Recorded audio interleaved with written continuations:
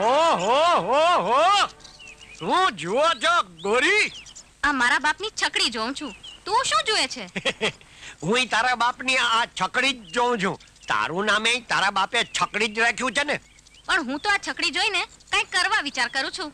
હું આ છકડી જોઈને કંઈક કરવા જ વિચાર કરું છું. અરે પણ હું તો આ છકડી હલાવવા માંગુ છું. હલાવવા તો હું એ માંગુ છું.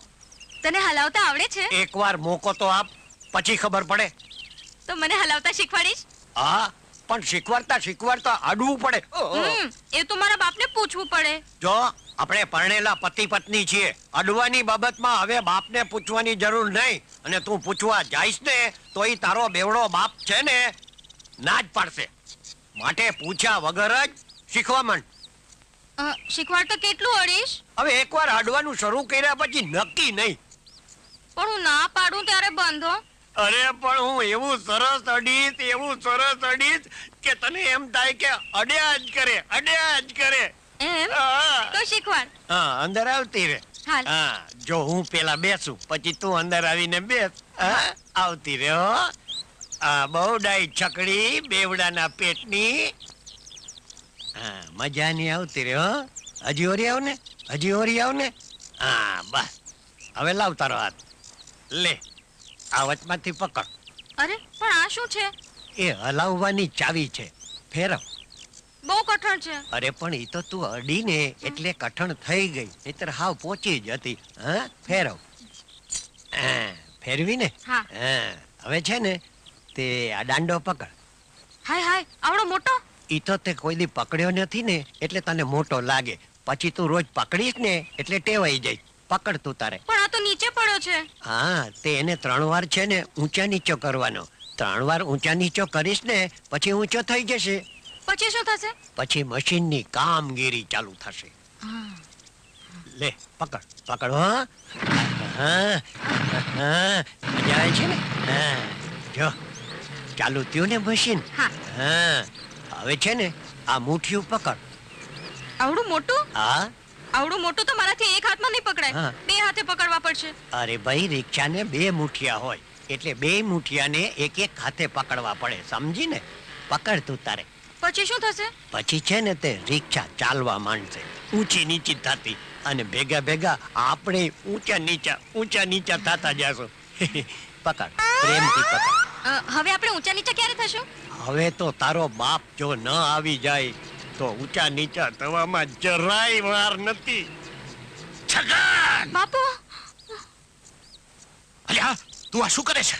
આ તમારી દીકરીને આ હલાવતા શીખવાડું છું. બહાર નીકળ છકડી, બહાર નીકળ.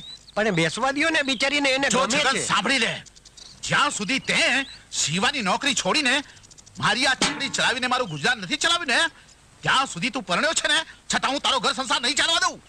હવે ઘર સંસાર ચાલવા દ્યો કે ના ચાલવા દ્યો, પણ હું શિવાભાઈની નોકરી છોડીને આ તમારી ખખડેલ છકડી નહીં ચલાવું. તો મેં તને ઘર જમાઈ શું કામ બનાવે છે? અરે હું ઘર જમાઈ છું પણ ખુદદાર છું, જાત કમાઈથી જીવનારો છું. તો જીવ્યા કર. હા, પરણ્યો છતાંય વાટાની છે એમ.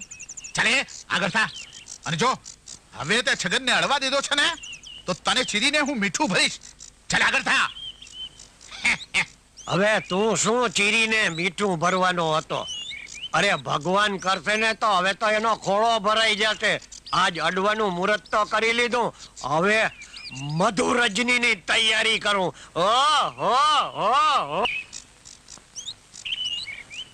ઓહો,